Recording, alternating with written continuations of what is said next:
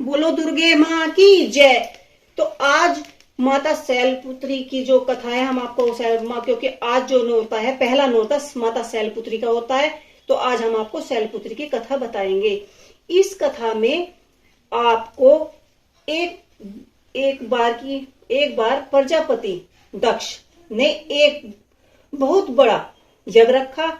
इसमें उन्होंने सब देवी देवताओं को आमंत्रित किया और यज्ञ भोग प्राप्त करने के लिए उन्होंने निमंत्रण दिए, किंतु शंकर भगवान जी को उन्होंने यज्ञ निमंत्रण नहीं दिया।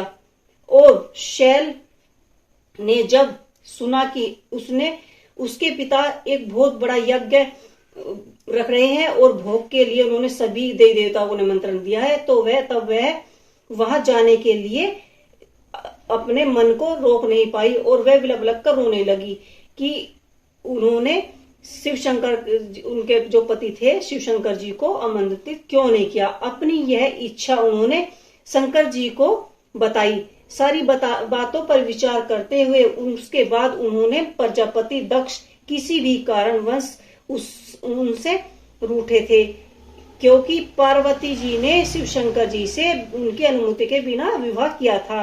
अपनी यज्ञ भोग भी उन्होंने अपनी स्मृति कराने के लिए, यानी कि अपनी बड़ाई कराने के लिए ही उन्होंने ये यज्ञ भोग और शंकर जी को नीचा दिखाने के लिए रखा था। किंतु हमने जाने और जानबूझकर उन्होंने उनको नहीं बुलाया, क्योंकि उनको सूचना तक नहीं दी गई थी।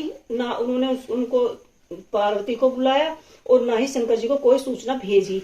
ऐसी स्थिति में तुम्हारा वहां जाना तुम्हारे लिए अपमानित है। शंकर जी ने माता पार्वती जी को, शैलपुत्री जो माता जी थी, उनको समझाया कि उस युग में माता पार्वती का नाम शैलपुत्री था। तो उन्होंने कहा कि शैलपुत्री माता जी को कहा कि आपका ऐसा बिन बुलाए वहां जाना आपके लिए आपका अपमान होने के बराबर है।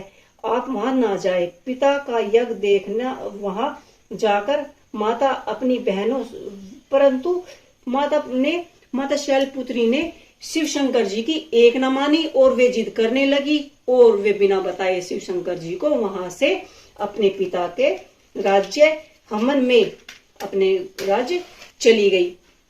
और वहां जाकर उन्होंने अपनी माता बहनों से बिलख बिलख कर रोने लगी और उन्होंने देखा कि सभी देवता वहां पर उपस्थित थे, किसी प्रकार भी कम ना हो।